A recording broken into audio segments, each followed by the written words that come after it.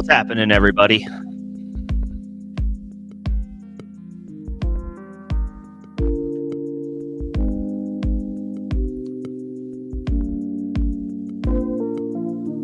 It's May 6th. Dynasty rookie drafts are probably in full swing at this point. You may have already had yours. Maybe it's still upcoming. They do happen kind of scattered throughout this part of the year. Obviously, you got to be able to get your league mates together and be able to schedule something. So it could still be going on if they are. Happy to talk shop. A lot of them have completed, including the Dynasty leagues that I am a part of. Those rookie drafts are complete. So I can give you guys a little bit of an insight or look at what I did and how they went, just in case you guys still have your rookie draft to complete, or maybe you're just not playing Dynasty, but you do play redraft, and got to talk about the rookies at some point, right? Where do they fit?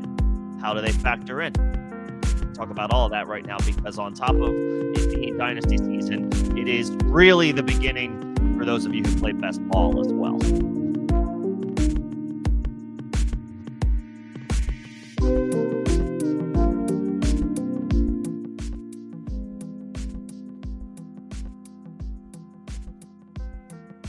So we can get into all of that, or whatever anybody wants to talk about, in addition to kicking off a mock draft or two. If you would like to take part in this Dynasty rookie mock draft, first of all, the invite link is starred.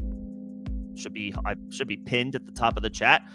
Go ahead and click on that if you would like to be a part of the mock draft. There are only 2 spots filled right now, 10 in total left to be filled. If anyone's interested. So any Dynasty questions? How do the rookies factor in for redraft? Because that is something that people are looking at right now, at least from a best ball perspective. The big best ball tournaments have kicked off on Underdog Fantasy. So if you do live somewhere where Underdog is eligible to play, at least drafts anyway, I've already joined a couple of those as well, because I am a sicko, and this is what I like to do here and there throughout the course of my year. So we can talk about whatever anybody who pops in wants to chat about today.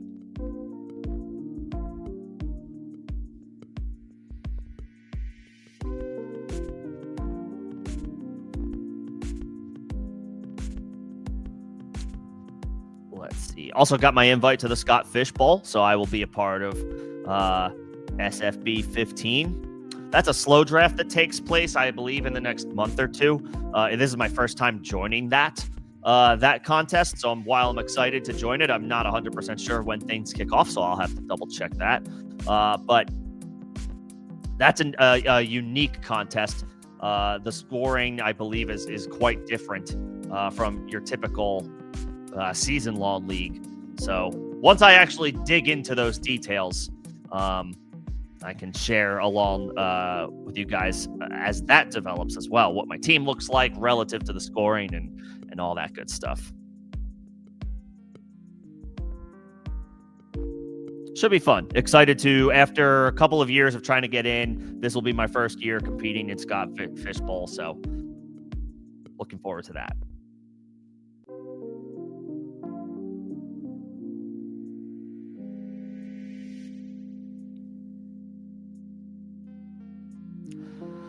And thank you guys for popping in during the off season. Obviously, not everyone's thinking football at this time, but appreciate you guys who are. I see Theo, I see Mike, I see Nemo. What's going on, Nemo? Good to see you. What's up, Crumbly Heads? Good to see you. Thanks, everybody, for popping in. Hopefully, everybody's doing well.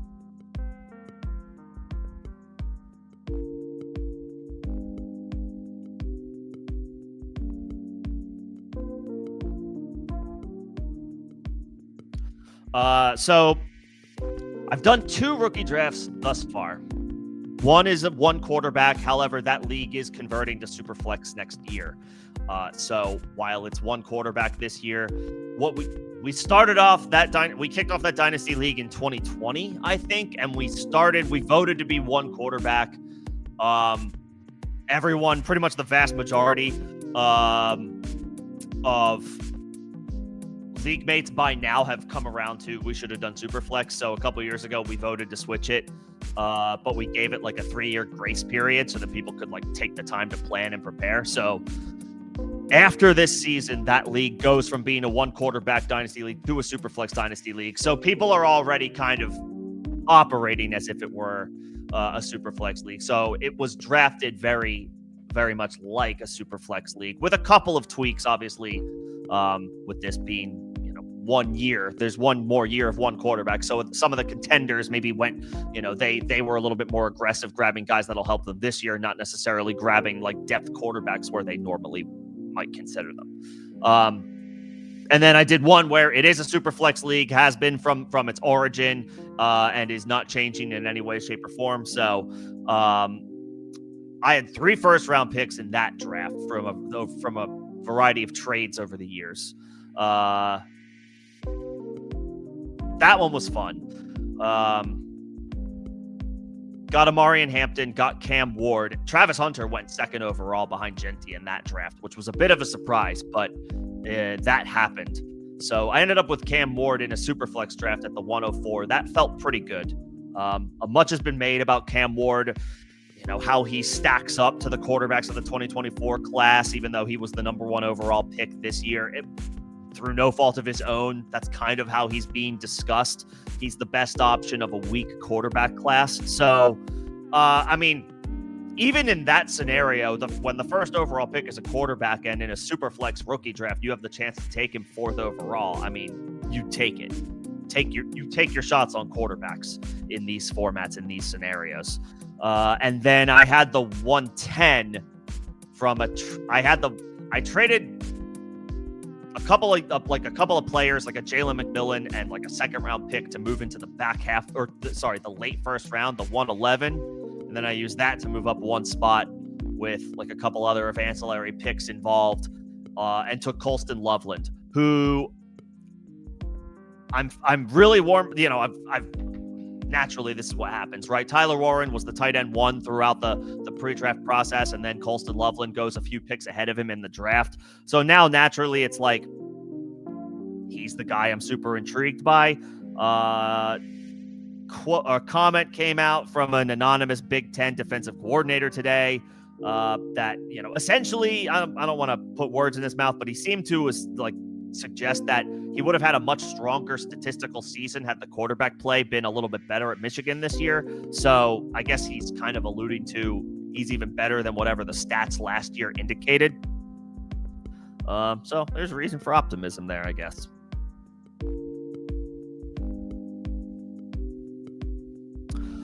Let's see. A couple other things, I guess, that's gone on over the past couple of days. At least news and notes from around the NFL.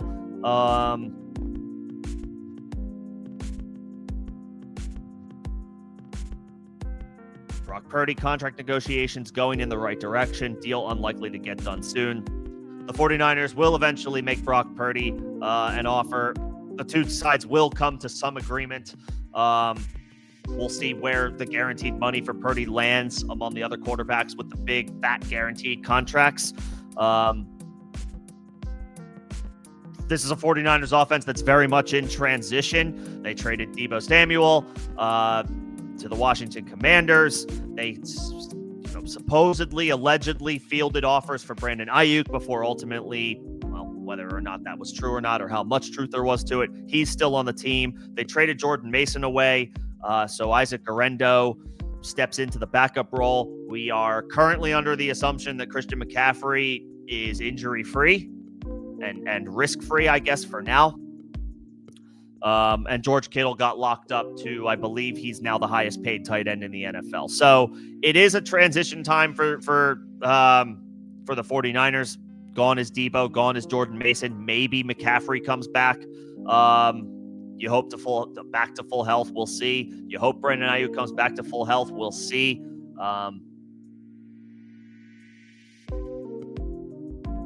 Jawan Jennings still looks like a really good starting wide receiver in this league. We'll see what Ricky Pearsall brings to the table after a wild offseason last year where he had to, overcome a situation where he was shot. So the pieces are still there, essentially, for Brock Purdy. For the 49ers to be able to pay Brock Purdy and for Brock Purdy to still find fantasy success, what's his ADP on Underdog Fantasy right now? Underdog changed their format a little bit, and it's as far as where to find things. So I'm just getting used to that. There we go. Purdy's ADP at 108 in one quarterback redraft. It's not bad. That probably puts him around the QB 12. I guess that's fair.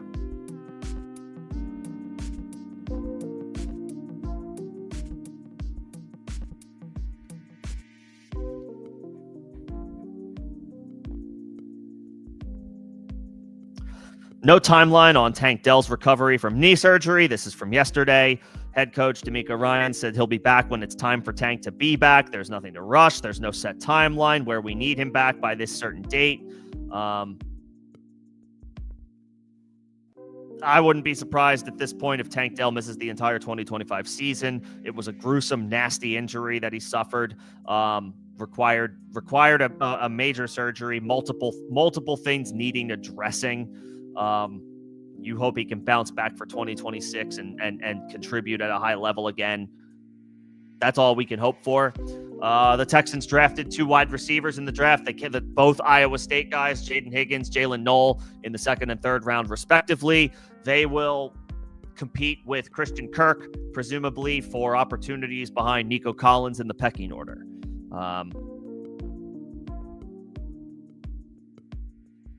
And then, of course, Houston has to overcome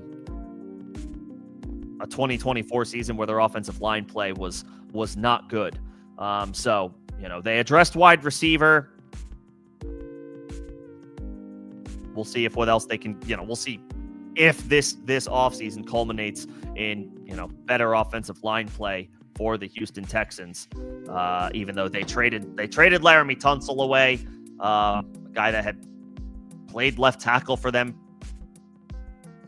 for at least the past 5 years after the trade from the Miami Dolphins. He goes on to Washington. He is a guy that is, he's been a good player in this league. He's also been known to be flagged for a lot of penalties.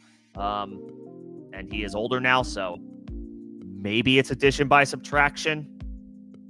And then they also traded Kenyon Green to the Eagles. He hadn't panned out to this point, even though he was a former first-round pick. So, again, maybe some addition by subtraction for Houston. See, I will say, though, they did they added those wide receivers in the draft, Higgins and Knoll. They added Christian Kirk from free agency. They still have Nico Collins. I mean, CJ Stroud's early ADP right now of 131. So, in 10-team leagues, CJ Stroud is a 13th round pick. In 12-team leagues, he's like an 11th or 12th round pick. That's pretty good.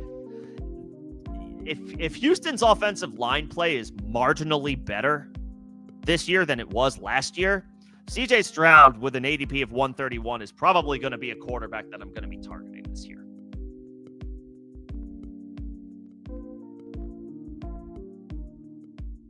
So for anybody making their early plans, or where are the values, where are the guys that I should be looking to get, to get value out of in the later rounds, just at quarterback off the top of my head now, well, not off the top of my head because I'm looking at it and I've been talking about it. CJ Stroud, an ADP of 131. That's at least on Underdog Fantasy. I would put CJ Stroud in, keep him in the back of your mind if you decide that, you're going to go for value at quarterback, which is usually the smart play, the savvy play.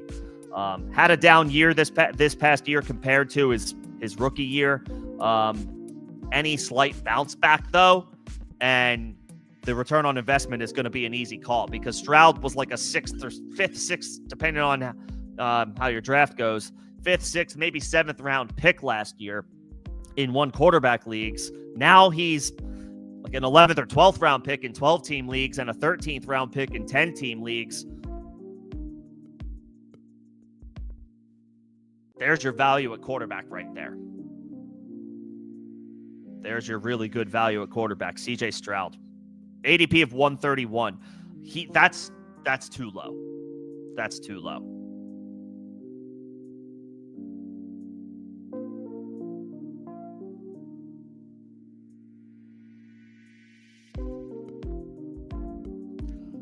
Matthew Stafford finalizes a new deal with the Rams. He will earn $44 million in 2025.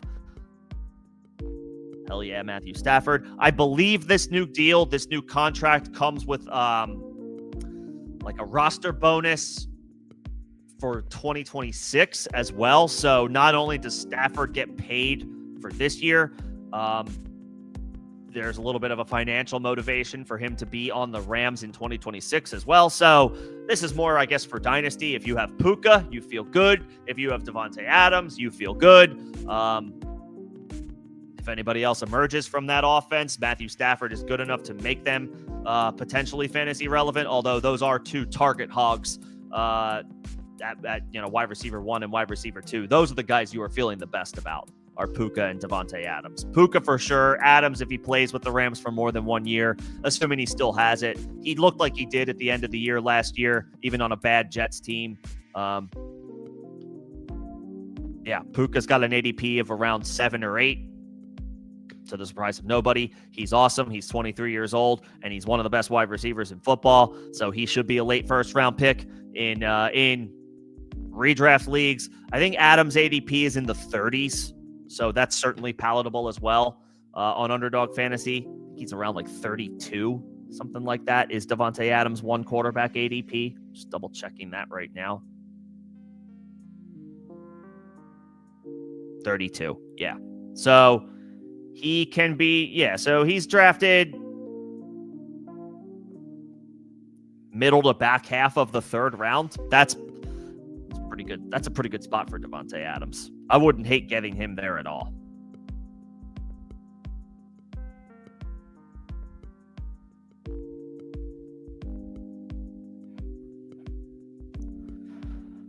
All right, those are just some reactions to the latest news from around the NFL that is fantasy relevant. Let's see. I got one other person in this mock draft if anybody else wants to join. And then I can take questions if anybody has them. I know Crumply Heads has one if you're still in here, or you had a question about in the Discord about a Dynasty trade. So I would say, Crumply Heads, if you're still in here, let me know. Let me know who's getting what in that trade. Maybe repost it, and then let me know. Like, remind me if it's one of your teams that's like a top bona fide contender, or if it's like a rebuild and maybe you would prefer the package. Let me know. I'll give it a couple more minutes, and then I can fire off this rookie draft if anybody else wants to join. The invite to the draft is starred. If anybody else wants to join. It's a rebuild? Okay. So,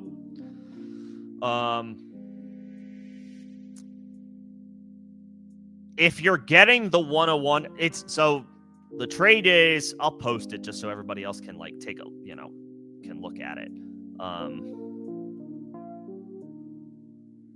So I'll just say Team 1 gets the 101 this year, which is Ashton Genty. Team 2 gets, and that's the answer, by the way, Nemo, to the highest rookie in redraft. It's Genty. Genty's I believe a first round pick. I think he's got a crazy ADP. He might be like the 6th or 7th player off the board. Genty is the top rookie. He's a first round pick in redraft leagues this year. Team 2 gets 104, 109, and the 201.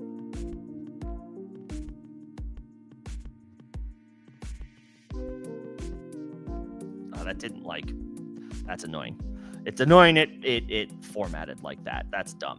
But basically, Team 1 gets the right to draft Ashton Genty, which you would be crazy to pass up on, regardless of what your team build is.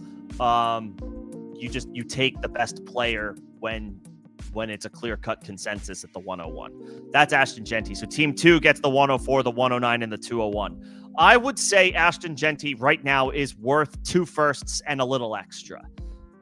So you're certainly in this scenario, if you're dealing, you get that with the 104 and the 109. I would say that's pretty good as far as a return, as far as getting that additional first round pick for the right to give up the 101. Also getting the 201. I mean, I know it's a weird kind of thing to say or think about, but it's like literally it's the first pick away from being a first round pick. So it's good. It's a high second round pick. If you're in the second round of the draft, that's where you want to be ideally. It's essentially like a super late first round pick. I know that's, again, kind of a weird thing to say, but you get what I'm coming from. It's got premium capital attached to it, does the 201. So that to me is like that little extra that makes me feel okay signing off on this if you are the rebuild who is getting the package. I'm okay with it in that scenario. If you're the rebuild and you're giving up the package for the 101, I don't love it as much, because then you really need Genty to be truly great. And we expect him to be very good. The expectations for Ashton Genty are high. He looked great. He looked dominant at Boise State this past year. Much was made about his performance against Penn State in the college football playoff. Excuse me. He looked good in that game. The yards per carry didn't look great, but that was an inferior team overall going up against a better one. Boise State, pound for pound, just simply did not match up with Penn State. But Ashton Genty was still one of the best players on that field when he was out there. He forced like a ton of missed tackles. So he proved against players who are a little bit closer top to bottom to pro caliber that Penn State has relative to what Boise State has. Genty proved he belongs and that he is really good. So the expectations are high. To give up 2 firsts and the 201, which is about as close to a first round pick as you can get without it being a first round pick. I'm good with that. If you are the one that has the 101 and you are rebuilding and looking to just get more assets. If you are the rebuild and you are giving up the package, I don't like it as much, because then you're putting all of your eggs in a rebuild in one basket for just this year. For at least this year anyway. I can get on board if you are the one rebuilding, giving up the 101. Getting 2 firsts plus a high second round pick, I'm fine with that. If you are in the rebuild and you have the 104 and the 109 already, I would keep what you have.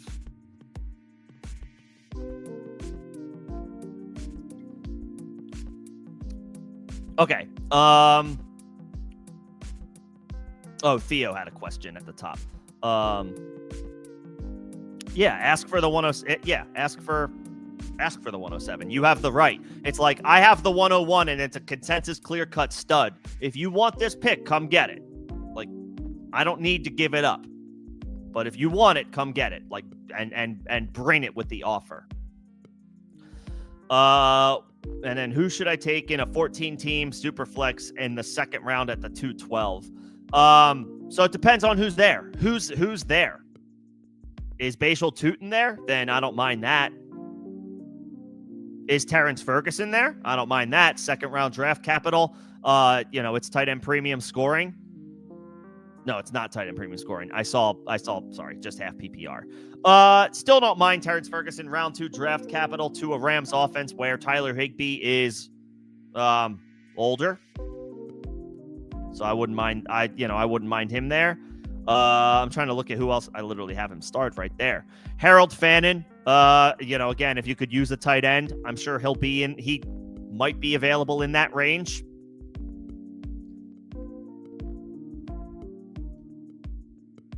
Tyler Shuck, it's super flex. If Tyler Shuck is there, take a shot on a quarterback for this year. You could try Shedeur Sanders, but I would say Tyler Shuck is closer to starting this year than Sanders is. So you could just have an option for just this year at quarterback. It depends on who's there. Depends on who's there. I like Bashal Tutin. I like the landing spot for him. He may not be there if it's 14 teams in the 212. If it's 12 teams and it's the 212, I would say Tutin should probably be there, but 14 teams, he may be gone.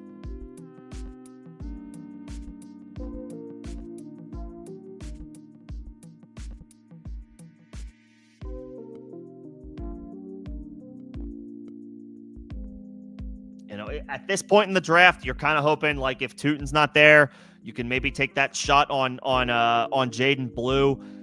It's a wide open Cowboys. The running back room for the Dallas Cowboys is wide open. They're going to go into the season presumably with Javonte Williams as their starter. He has not looked good for a couple of years now. They've also signed Miles Sanders. He's not looked good for a couple of years now. He barely played last year, but that was after just not living up to expectations at all in 2023.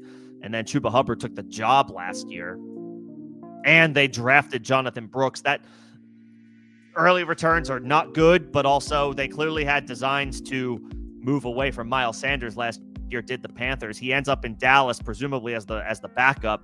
I mean, you could take a shot on Jaden Blue at the 212. It depends on who's there and what you need.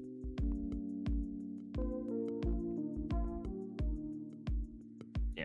So if you have like a list of names that are there or you think will be there, let me know, and I can. And then also what you know, does it match a team need, or are you reaching to fill a team need, or is there a guy where it's like, this is the best player I think will be available? We can get into that. Yeah. And Crumbly Heads, yeah, I'm good with in a rebuild getting a package of, if you can make like 104, 107 plus happen for the 101, then yeah, trade the 101, because that's the haul that you're looking for. And in a rebuild, you need to plug multiple, you know, there's going to be multiple issues with your team or multiple holes to fill. Get multiple draft picks, a lot of draft capital to take multiple shots to fill those gaps that your team is currently dealing with. Okay, we have waited long enough. I will continue to answer questions if there are any others. Happy to do so, but I will go ahead and kick this draft off. It won't let you join, Nemo. So the invite link is there. I mean, I haven't started it, so it should be able. You should be able to, I would think. I don't know if there's a new. I'm just looking. Yeah, the draft room or the 383-670. Yeah, the link didn't change.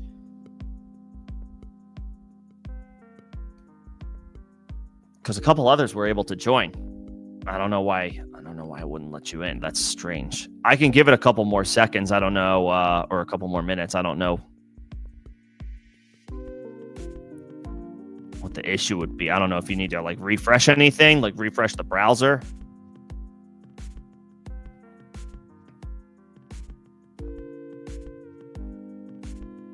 We'll give Nemo a second to try to join the draft before I kick things off.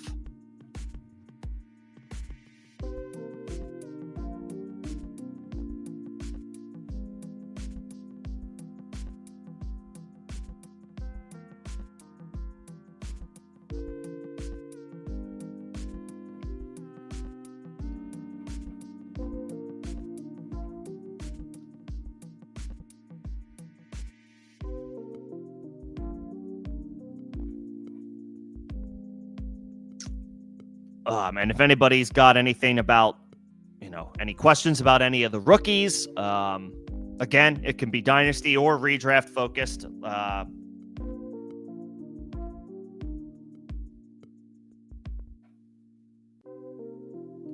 How they fit into the order of things, the hierarchy of rankings, what I would do in this, in a rookie draft. And I took the 112, so I took the last pick. So I can take some time to go over like thoughts as something happens and develops real time. And like, when you're on that cusp of like the second round versus the first round, what am I thinking about doing? There's Nemo. That worked. Hell yeah. Nice. All right. Let's go ahead and kick this off. It looks like there are spots at the 103, the 105, the 108, and then I took the 112. So the computer will auto draft all of the other openings, and obviously everybody else has 2 minutes to make a pick. I make these picks much longer in the real drafts. This is just a mock, though, for some fun. Give you some time to, like, real-time rapid-fire make a decision about some of the rookies you might be interested in what you want to do. This is a Dynasty Superflex rookie draft. I think it's half PPR scoring. It's pretty standard or default otherwise. Feel free to draft as you normally would based on your settings, whether they apply in this draft or not, because this draft is just for fun and a nice way to practice. I'll run through 4 rounds. That is pretty, that's pretty standard for rookie drafts. Some leagues do 5 rounds. I typically keep mine to 4. And then, because of the size of the rosters, the 5th round, where guys normally would go in the 5th round, that's more of like a waiver area that I like to give to the rest of the league for folks to like have a chance to bid on some of the guys who are at end of the roster at the moment, practice squad players, all that good stuff. So we'll do 4 rounds and we'll call it there. I can kick off a second one if everybody's interested. But for now, let's do this Dynasty rookie mock draft.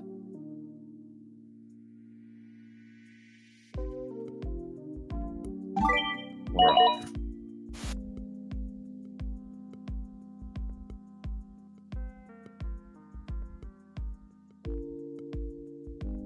So few surprises. Genty goes 1. No surprises to be, really. Where is why can't I see?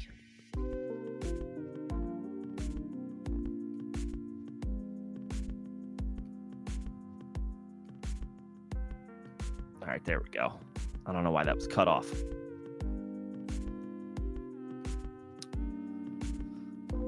Genty goes 1. Hampton goes 2.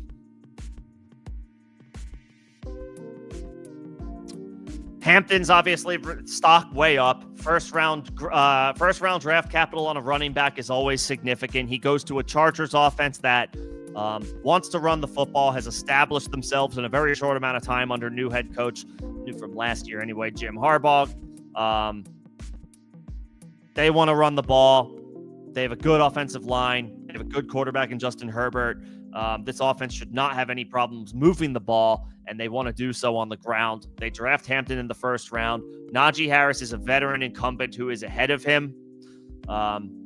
That's a scenario where I wouldn't be surprised to see Najee get a lot of work in the beginning of the season and Hampton kind of slowly take over as the season progresses. Whether or not he will be a 3-down back is yet to be seen, but he is certainly built for it. You have to imagine the Chargers envision him taking over this backfield ultimately, maybe not away from Najee outright, but Hampton eventually ascends to the 1A. He is the 1st-round pick from this year. You don't spend 1st-round capital on a running back not to utilize that player at a high level. Hampton, high in the draft, makes a lot of sense. We may have lost Theo here. He's about to auto-draft. Sorry if I took too long to before he had a chance to pop on and make his pick, but that's pretty chalky at this point. Hunter's stock is through the roof after Jacksonville makes the draft day trade, gives up a significant haul to move up from 5 to 2 to take Hunter. New head coach Liam Cohen, we feel optimistic about his offensive scheme and system after watching it work so flawlessly last year in Tampa Bay and on previous seasons. As a prominent coach in Sean McVay's system with the Rams. Hunter not going to have to be a number 1 wide receiver right away. He's going to have Brian Thomas to take that pressure off of him. So when he is on the field, in all likelihood, he sees teams, second best option in the back, as far as cornerbacks. Like that's, I like that spot for Hunter a lot. His stock is way up.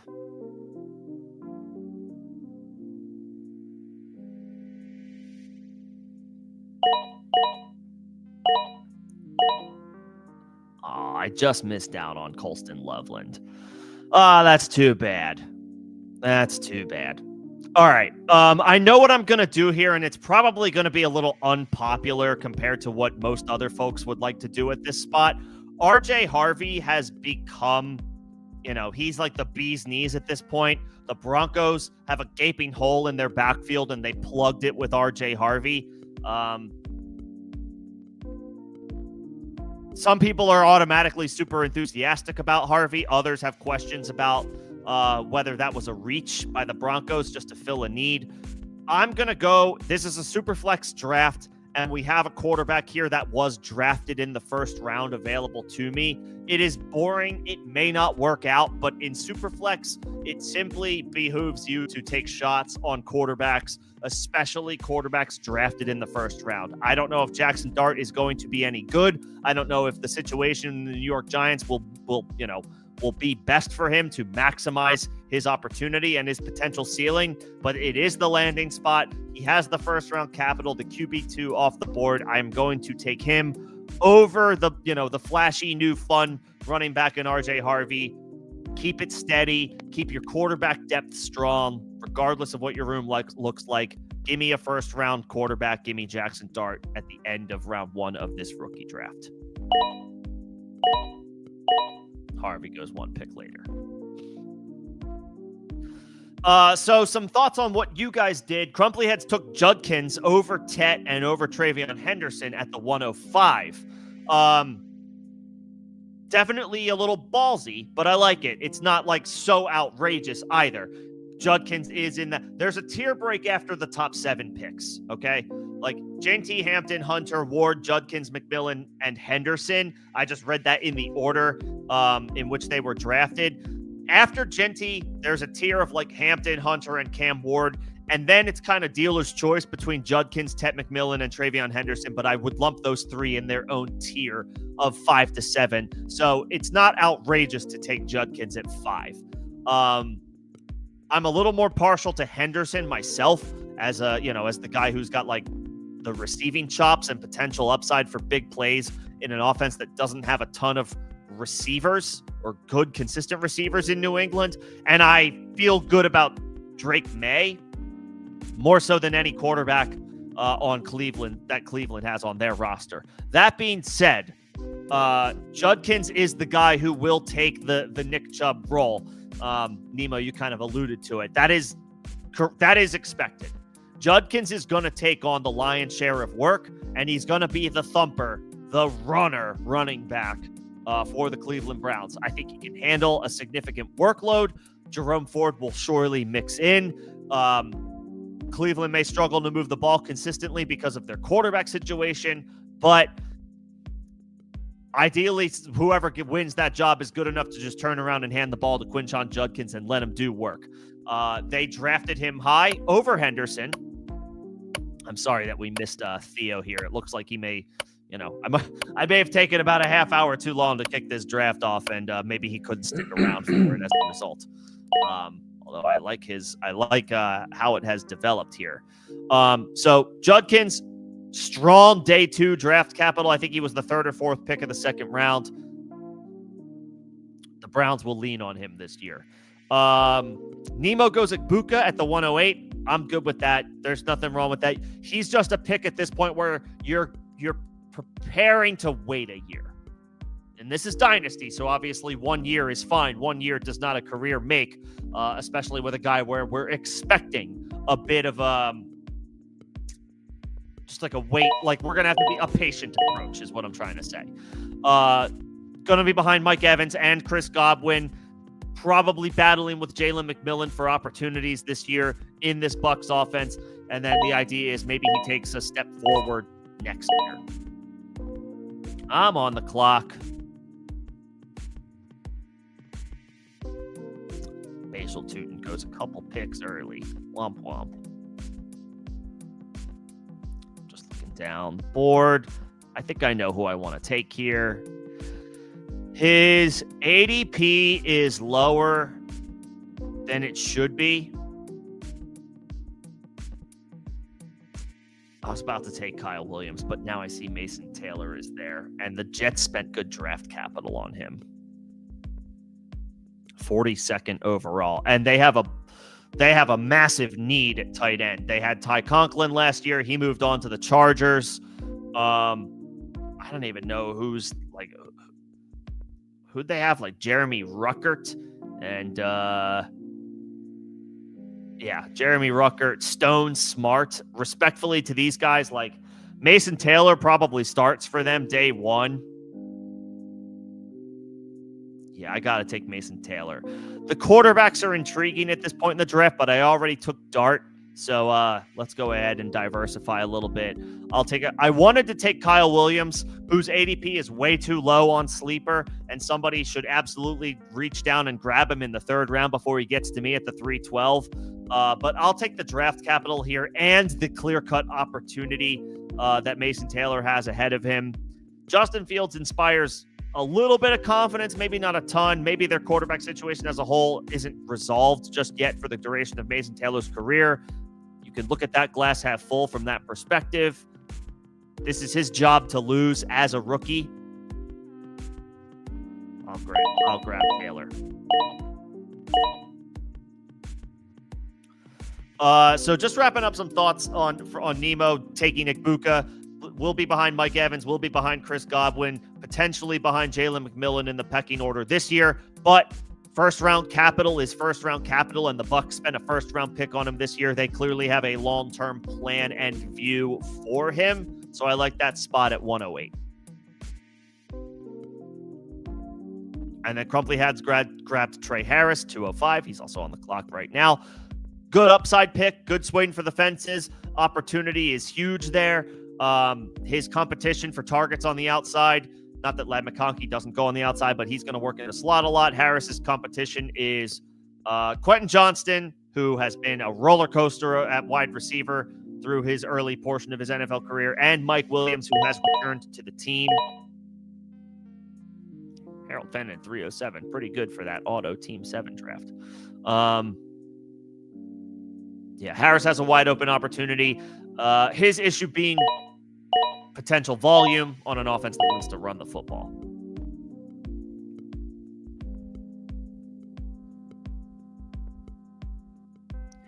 And he's just a victim of his ADP, still not really course correcting.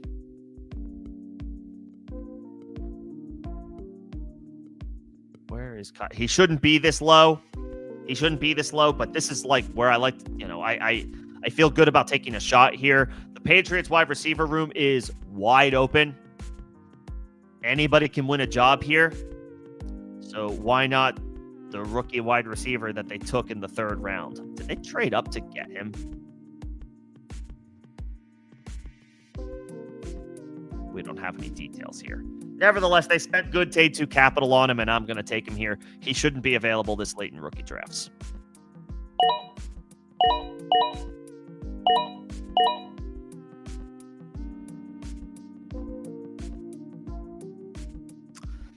Let's see. Yeah.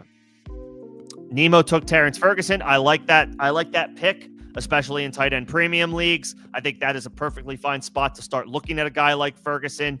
If you have a need at running back, not that you want to reach ever, but I don't think Bajal Tutin's a reach by this point at the 208. He was a 4th round pick, so definitely a little bit of volatility with his draft capital, whereas Ferguson was a 2nd round pick.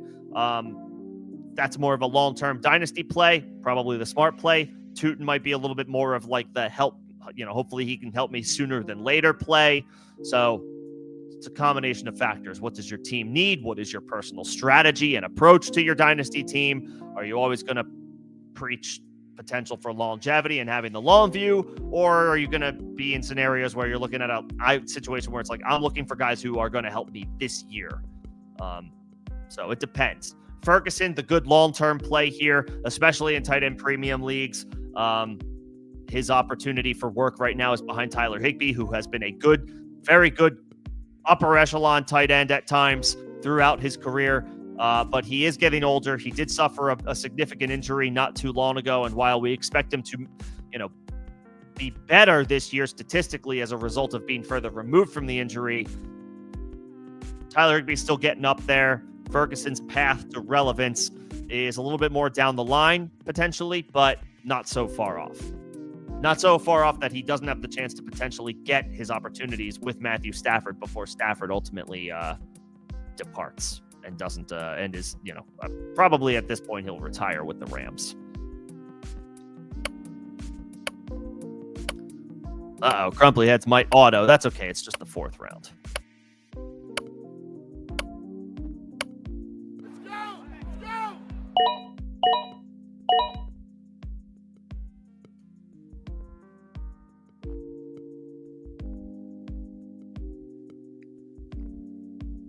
Oh, I missed Crumply Head saying he's out on Tet. That's fine. There's a lot of mixed feelings and thoughts about Tet McMillan. Much has been made about his pre-draft process interview where he said he doesn't really watch a whole lot of film. He's not the flashiest prospect this year. I mean, he's a big body. If he's 6'5", so he's a go up and get it type of player. So maybe that is your type of player. He's not a guy that's going to kill you downfield with electrically blazing speed, but he could be a team's X receiver from a size perspective, possession receiver, a high point the ball, go up and get it type of receiver. Drake London has frequently been the comp for Tet McMillan. We'll see if that works out or not. Early returns on Drake London are good. We'll see if we'll ultimately find out if that comp is warranted for Tet McMillan. Okay, where am I at with this last pick here? I like that pick by Nemo to grab Jarquez Hunter for the Rams. I like that spot a lot. I believe he was a day 2 running back, but for some reason he keeps falling to the 4th round of rookie drafts. 4th round. That's not too much farther, I believe, away from where the Jags drafted Tootin, and I'm a big fan of Tootin. So not a bad spot at all. Marks also got drafted. I'll grab Rashard Smith here. I'll take the running back that Kansas City spent a 7th round pick on. Not premium draft capital, but a potential premium landing spot. So I'll take him. We're about to see a couple of auto selections for the 5th round. That's just the computer, not understanding that I haven't quite ended the draft yet. I am going to end the draft here, so we can ignore the 5th round picks. And we can dissect a little bit.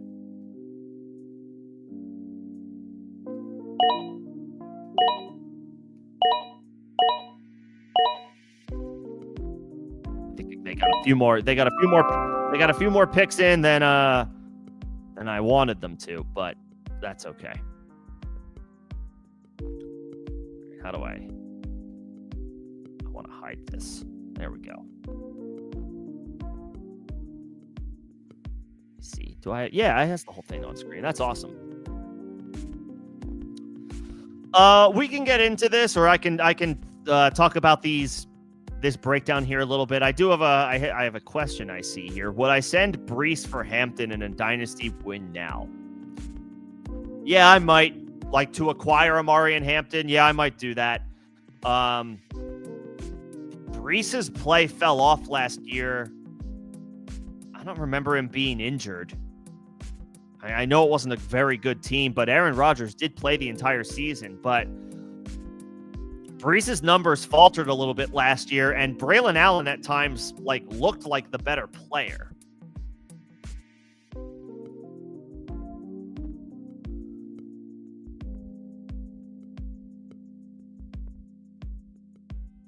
He had 209 carries, did Breece Hall. He had a 4.2 yards per carry, which it's just okay. It's not as good as his past 2 seasons. Caught 57 passes. That was down from the 76 he caught in 2023. I mean,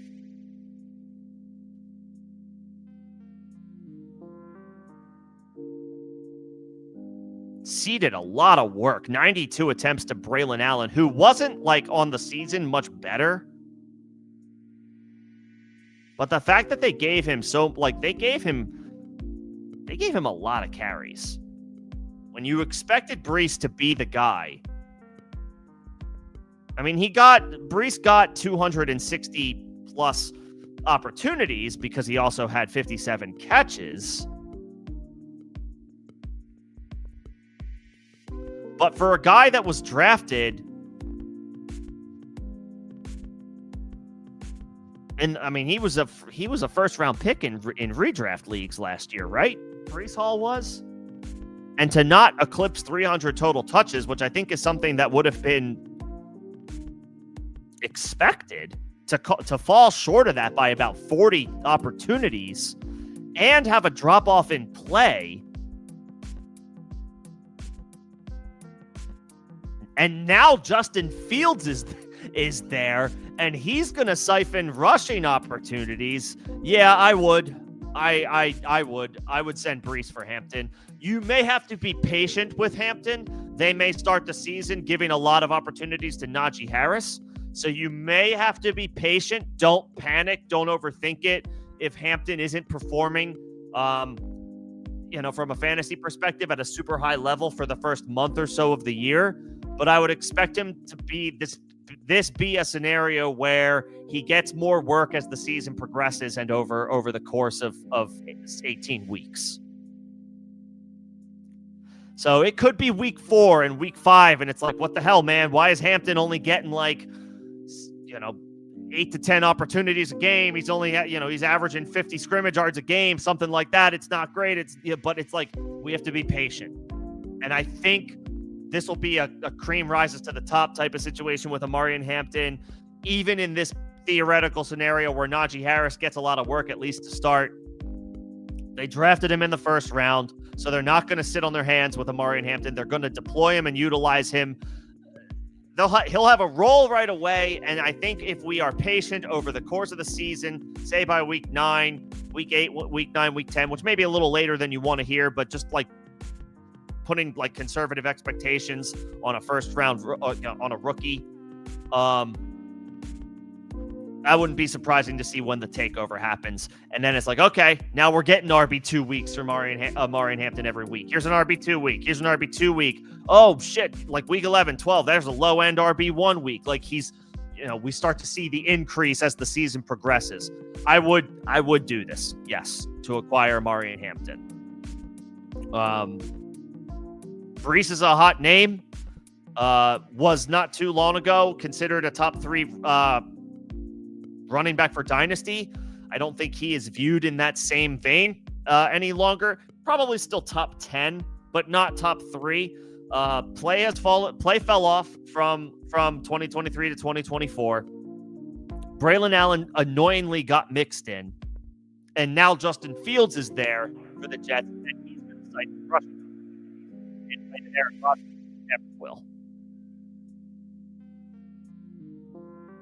So yeah, I'm okay with that move.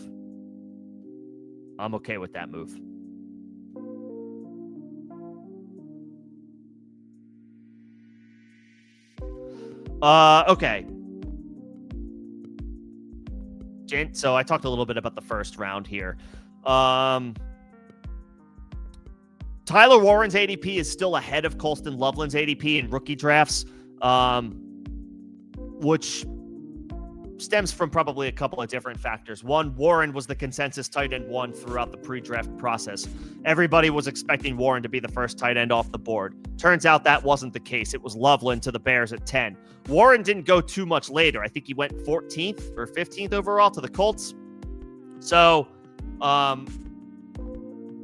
that's why Warren's ADP, those are the factors why Warren's ADP is still ahead of Loveland.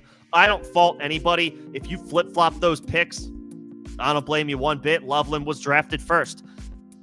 And to the better situation, Ben Johnson at head coach just got done coaching Sam Laporta to a 1 tight end 1 finish overall season.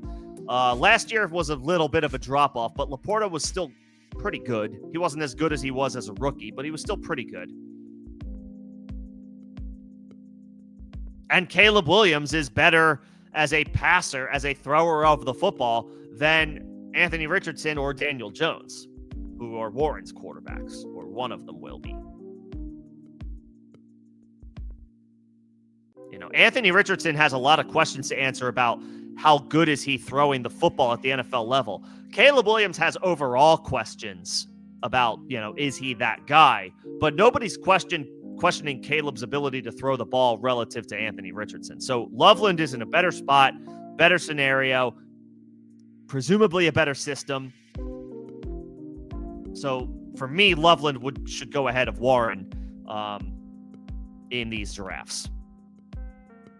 And Caleb Johnson, I like. We're seeing in some drafts RJ Harvey go ahead of Caleb Johnson. I don't think that's the right call. Caleb Johnson looks like a solid player. He is a polarizing player, depending on who you ask.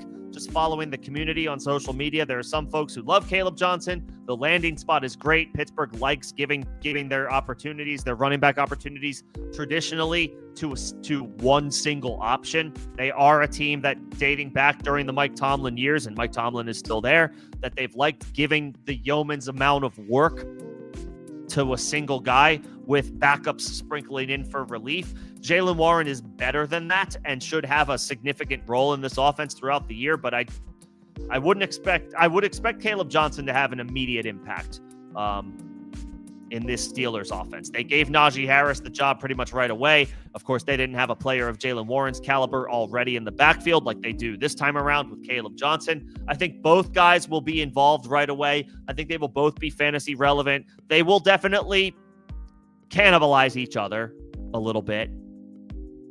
But I do think it's the right call to take Caleb Johnson over RJ Harvey, even though on paper Harvey looks like he has a clearer path to a full-blown opportunity with the Broncos. I think Caleb Johnson, despite the hype on Harvey, which is deserved, I think Caleb Johnson is the better prospect. And so that's, I don't want to make it a landing spot too big of a deal. When straight up, I would take Caleb Johnson over RJ Harvey.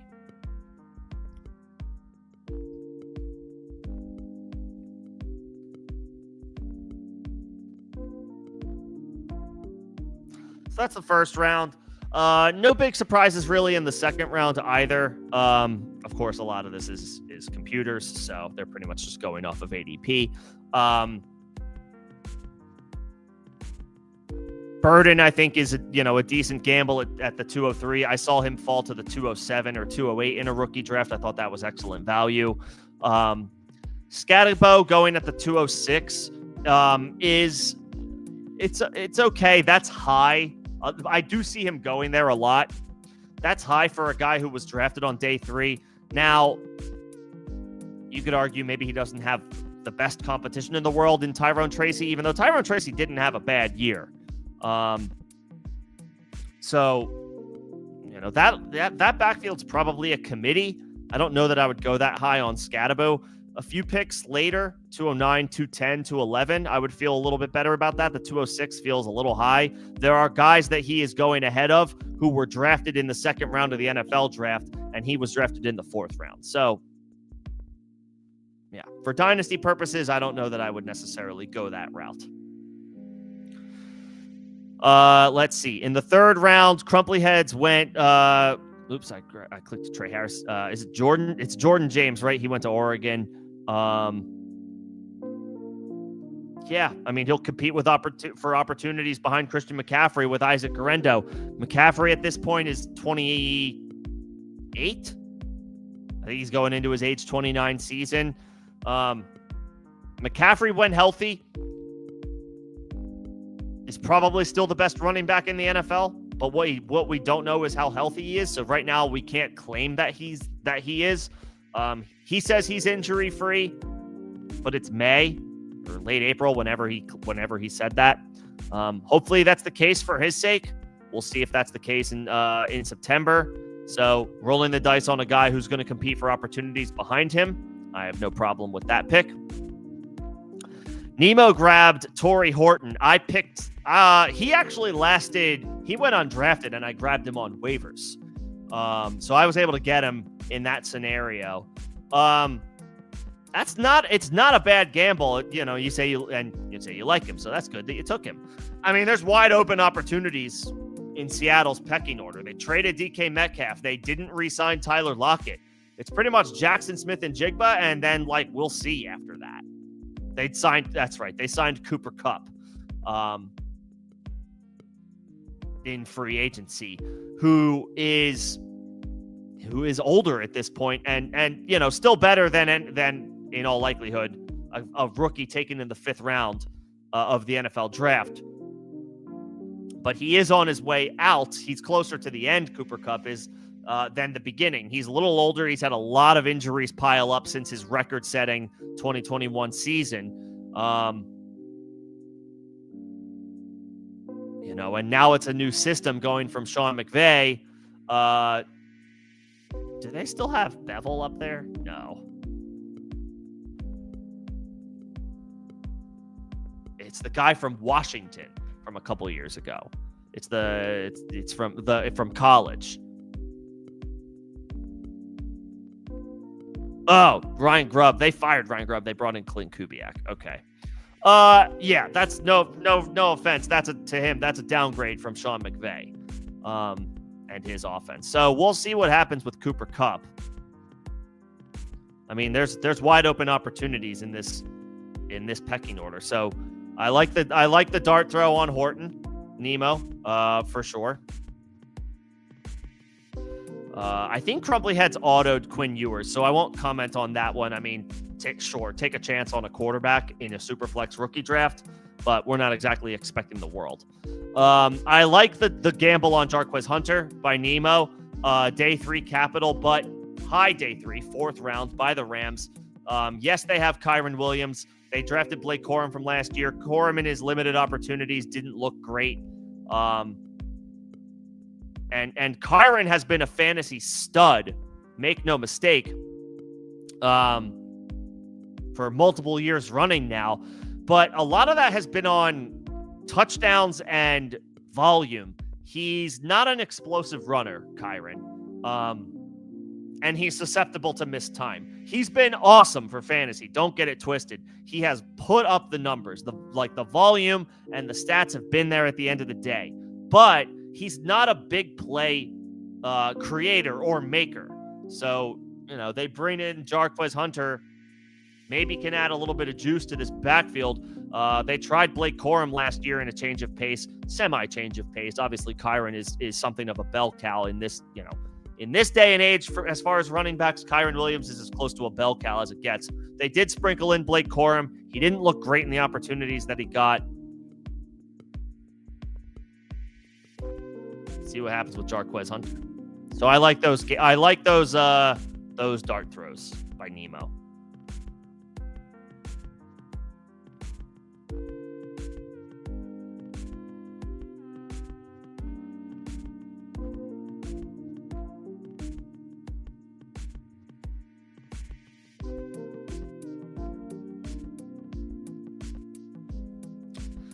So those are the rapid thoughts to this draft. Fannin at 307, I think, is pretty good value. Some of these running backs have a bit of an uphill climb. I like the Woody Marks grab by Houston. You know, Joe Mixon is getting older at this point, and Will Marks' competition for opportunities behind Joe Mixon is Dameon Pierce. Not super concerned about that there. So I like Woody Marks. The other running back that I could have considered grabbing over Brashard Smith was Taj Brooks to Cincinnati. Cincinnati was a prime potential landing spot for a running back in this draft. Chase Brown, being as awesome as he is not the biggest guy in the backfield. So it was fair to wonder what type of capital the Bengals would spend on running back. They didn't really, which obviously is wheels up for Chase Brown. But the guy they did add, Taj Brooks, is now obviously the guy worth paying attention to, because that is the guy that they identified for extra backfield help. They also signed Samaje Perine in free agency. He returns to the team after like a 1 or 2 year hiatus. So I guess that's how they're plugging the depth in behind Chase Brown. So Taj Brooks, another depth running back to keep an eye on. I mean, and Jaden Blue, of course, good landing spot in Dallas behind just Javonte Williams and Miles Sanders, who at this point, Sanders hasn't been the same since he left Philly. Javonte Williams hasn't been the same for a couple of years after suffering that major knee injury. He has not been a productive player the past couple of years.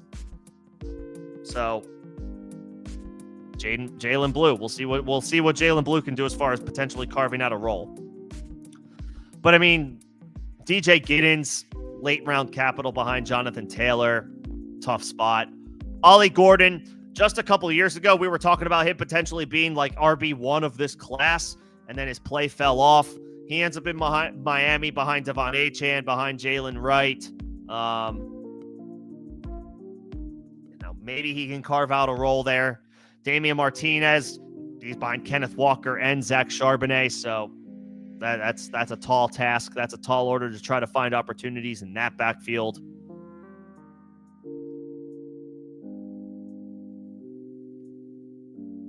That's why I grabbed Rashard Smith at the end. Taj Brooks would have been the other guy worth considering there. I grabbed Rashard Smith, only a 7th-round pick, but to a good offense in Kansas City. Isaiah Pacheco has question marks at this point after suffering a broken leg. Can he come back to full form? Kareem Hunt, still sort of doing it, still chugging along, but he's older at this point. So can Smith carve out a role this season and potentially get expanded play later in the year and beyond? So take a shot on a guy whose competition is either old or kind of lackluster. Not that Pacheco's a lackluster player, but he did suffer a major injury. And I believe he's in the final year of his rookie contract. So as a former 7th-round pick, the Chiefs didn't invest much in him. They may not feel any sense of urgency to sign him to more money than they feel he's maybe worth. So these are the spots where you look to roll the dice on. Not the guy who we really liked a couple of years ago, but then he ends up in a crowded room behind some guys who are still very much like, in their prime or close enough to their prime where they're not losing their jobs anytime soon.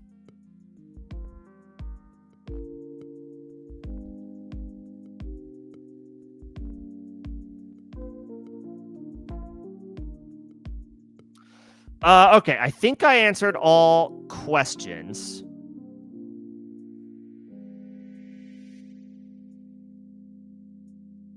So I think that about does it for today, but I wanted to make sure I hopped on the sticks. I'm going to do that later when I play my video games. Hop on the mic is what I meant to say. And hang out with you guys.